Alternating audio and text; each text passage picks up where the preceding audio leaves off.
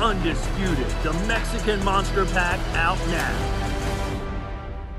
What is the most powerful trait we have? You need power, speed. Let your imagination do the rest. Pick it back up with Adrian. We were just chatting about, I think his hair. It's different, very different. That's going to be all tied up in Fight Night. Well, it'll end up like this one day. It happens to the best of us. I used to have big hair like him, but yeah, no, it'll be tied up Fight Night, so it don't get in his eyes, I'm sure. Mate, it's mad how short you look on this camera stood next to Adrian. Adrian, do you want to come a bit closer, just so I can reach out to you? So, big fight. This man's been trying his best to keep you busy. We talked about the injury setback you had, but you've managed to get it back sorted. This was supposed to be like a local show, but it's now ended up being on TV, and you're going to be fighting on a big TV platform for the first time. So, be honest, you don't say a lot, but how nervous are you? I guess I'm a little nervous, but it's always a mix between a nervous and excitement. It's a nervous excitement, I'd like to call it. I'm very excited, and I'm glad that this opportunity's come around. I didn't expect it, so when I got told, I was very excited. So, at which point on Fight Night, whether you're warming up or before they announce your name or already in the ring, which bit do you kind of really gets your heart flying? The bit that gets my heart flying is probably when he comes in and he tells me 5 minutes. That's when my heart starts going, and then I get to the ring, and I'm ready. And at what point do you make that switch? Because obviously, when you talk, most people will be thinking this guy's never a fighter. You just sound too friendly or too nice. So at what point is the switch made where I've saw what you did to your last opponent, where that switch happens, where Adrian was once smoke the guy? Yeah. As soon as I get 3 foot next to the ring, not even in the ring yet, but as soon as I'm about to get in the ring, my mentality switches. This is my time. That's what I tell myself, and I'm going to go out there and show it. Because you tell me, so you've obviously watched this guy's progress. He's come back from the injury. How much better is he to the guy that I saw in the gym maybe 6-7 months ago? He's a different animal. First of all, he's 18 pounds heavier. He'll be 250 pounds on Saturday. Big, strong old creature, and he's not lost any of his speed. He punches like a mule. This has come at a good time for us. The injury was a bit of a nightmare, wasn't it, to be honest? We couldn't ever get out of second gear. Every time we kind of extended ourselves, he'd pull up with the injury, but now he's free of that. You're going to see a different animal Saturday night. No, listen, the animal before was still an animal, but you're going to see a good couple of levels up. His speed, his jabs come on, his body punching, something to really look out for on Saturday night. We've really focused on a consistent body attack. How many heavyweights do you know that have a consistent body attack? The only one I can think of really is Ajit Kabayel. Constantly goes bound to the body. So we've really been trying to hone that into his game, and hopefully Adrian will show that Saturday. Tell me about the promotional situation. I understand you still manage him, and he's basically free to box wherever.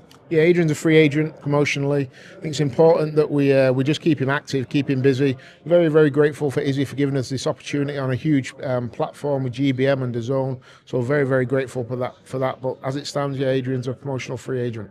And what happened with the Usyk sparring? Because I understand he was supposed to go across spar Usyk. What happened? He wasn't fully recovered from his injury, to be honest. There's certain people I don't mind Adrian sparring when he's 50-60%. Alexander Usyk definitely isn't one of them. So we just didn't think it was right for this moment in time. Adrian, obviously, is there going to be a different type of pressure? This is on TV. It's not, behind the scenes where, there's the audience isn't there. But this time, because he's been shouting about you, people, all your fans and non-fans on Twitter are always giving you shit. They're all going to be looking for you. The people are going to be looking to critique every jab you throw, your footwork. You've seen the kind of stuff people say. Are you mentally ready for that? Yeah, I'm definitely mentally ready. Listen, it doesn't bother me really. I go out there and I do my best, and I believe my best is going to be enough. And it is what it is. I believe in myself. I don't need anyone to tell me, X, Y, Z. I believe in me and my skill set and how hard I've trained.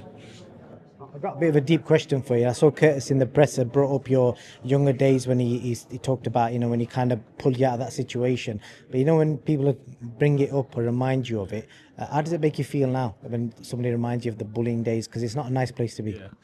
I mean, it makes, I don't really know how to explain it, but it makes me feel proud, because it puts me a little bit back in my place, because it reminds me how far I've come, and not to get, ahead of myself or let because that was, what was that, 6 years ago? 6 years, it's not a long time, so it makes me proud that this is where I've come in 6 years, and I want to show the world that that's what you can do with time if you dedicate yourself and put in the work. Look what you can do. And from the people that gave you all that shit, have you ever bumped into any of them since? Yeah, I've bumped into many of them. Even sparred one of them, and yeah, and to be honest, I bear no hatred. It is what it is, and it's made me a stronger person. So, it's weird. You have to thank them in a way, because here I am. So yeah. I rate that. You know what you said there. You bear no hatred. Alexander Usyk gave me a similar answer to when Don Charles questioned his faith, and I think he basically said in a roundabout way that he forgives him, and I think his wording was, how can I expect forgiveness from God when I can't forgive mankind for what he said to me? Yeah. I think he's 100% right. How can you judge anyone when you are not a judge? I've come a long way, and it took me a while to realize that at first. But when I started to realize it made me feel better about myself first of all, and it gave me that what's the word? It gave me that level-headedness, that clear conscience that allowed me to move on in my life, really. Somebody says that you feel no hatred, not wanting to knock 10 bells out of anyone that gave you that shit. What do you say to that? Wait, say that again, sorry? If somebody says to you, do you feel any hatred for the people that put you through that? What do you feel about that? No, feel no hatred at all. Even the person I did spar, I didn't do anything to. Just jabs. I'd grown a lot bigger than him. He's an adult now, and it was just jabs. I didn't bear no hatred. Didn't try to take him out or anything like that. Just got my work in. Then yeah. I definitely respect that. That's quite an interesting story. I bet nobody probably knew that before. Curtis, who arranged that particular spar? Nobody. We were in the gym one day. Yeah. Just walked in. Wow. Yeah. Got to make it up. I remember it like it was yesterday. Yeah. Yeah. I've seen his eyes light up like a lion when they see a zebra. Yeah. So you basically licked him rather than knocking him by biting his neck. No, like I said, I was thinking this is going to go off. At this time, Adrian had developed into a whole different man. But the respect in Adrian, I suppose, the humility in him, Adrian just moved him around and tickled about with the jab. And yeah, like I say, he bears no hatred, he bears no malice towards the guy. I'm not sure I'd be the same, but I'm not Adrian. Did he apologise? No.